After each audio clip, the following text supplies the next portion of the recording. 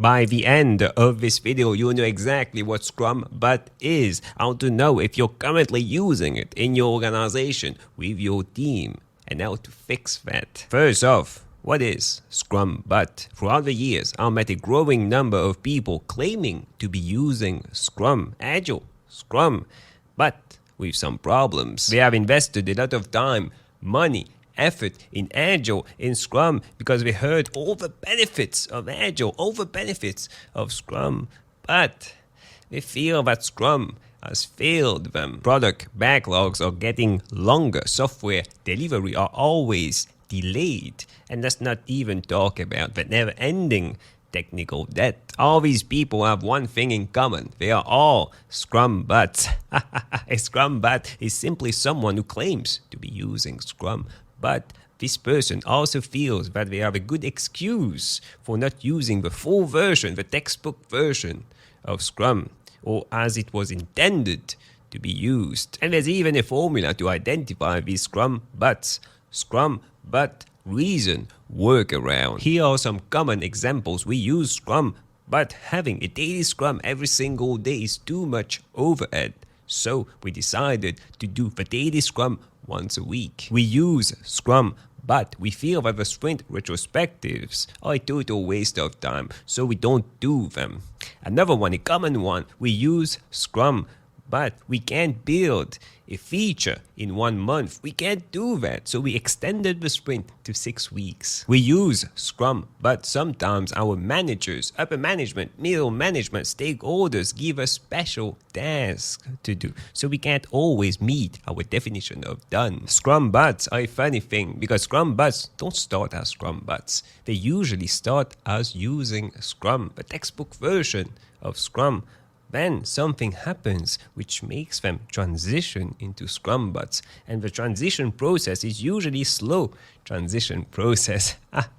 So let's take an example. Maybe a new team is using Scrum. They have a Scrum Master, they have a product owner, the development team, and all that. So basically they're using the Scrum as per the book. They use it exactly how Scrum was intended to be used.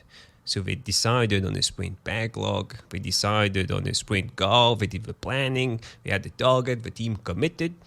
But then during the sprint, there was an impediment or multiple impediments that blocked them from achieving the sprint goal or all the tasks that they wanted to complete by the end of the sprint. Maybe a dependency was in the way. Maybe they got interrupted during the way. Someone got a special task from a manager. Maybe the requirements changed during the way. Maybe they couldn't complete testing within the sprint. All these are impediments slowing down work. These impediments are being correctly identified by the team. They know what they need to do with these impediments. They need to fix these impediments, resolve them, completely remove these impediments so that they can keep on working at a good pace. But they don't know how to do it. They know Agile, they know Scrum, they know the framework, they understand it. But we identified the problem, but we still don't know what to do about it. And all this is because of Scrum. One of the big issues with Scrum is that it was designed for the team to figure out themselves how to solve their problems. Scrum doesn't tell you how to solve your problems. And in a sense, it's a good thing because it's quite flexible. The team decides themselves together what approach they want to take to solve these impediments, the problems, but this can often lead to Scrum Butts. Let's take a simple example, a common example. During the sprint planning, there's a team. The team have identified a list of user stories that they believe they will be able to complete by the end of a coming sprint. So they have a sprint backlog, they have a sprint goal that they crafted together, and they commit on all these things. When they start the sprint, and maybe a few days before the end of a sprint, the team feels now that they won't be able to meet the target. All the user stories that they said they would do during the sprint, they won't be able to meet that.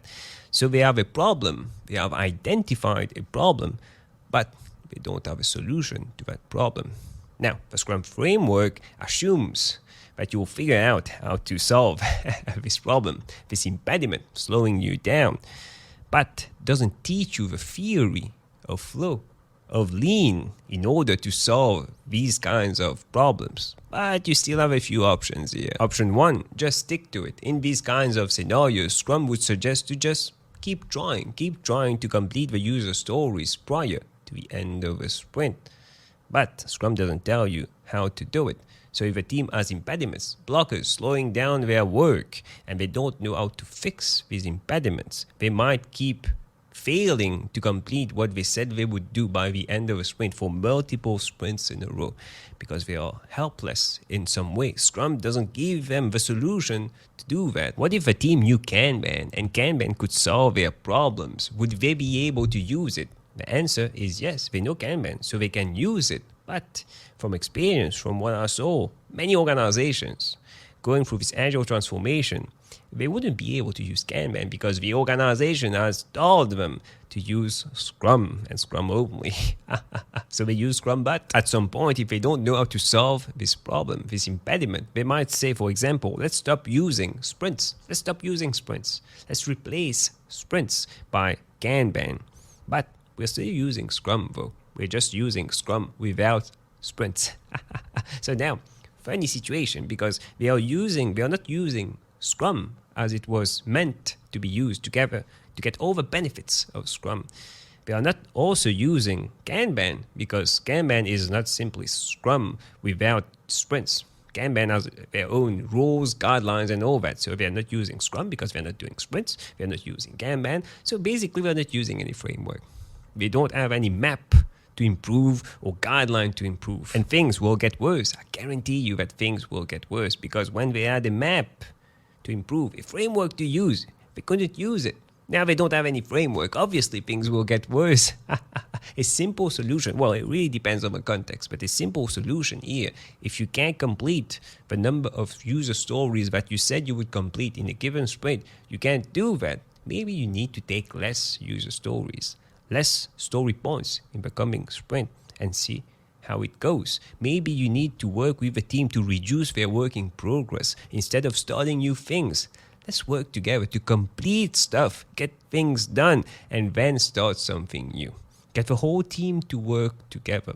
The impediments, blockers from other teams, dependencies, maybe management, upper management, directors can get involved and ensure that all these other teams are not blocking you. Maybe we need to escalate things. So many options here. But again, you need to know what these options are. And Scrum doesn't tell you. That's why it's important when implementing this agile way of working to have strong Scrum masters and agile coaches who know Scrum, agile, the practices, lean, Kanban, all the tools, all the techniques, so that they can help the team get better, grow, unlock their potential, and resolve all these impediments. Which brings me to my next point. If you want more tips, insights on Agile, Scrum, personal growth, click on the video that stands out the most on the screen right now, and I'll see you in a few seconds.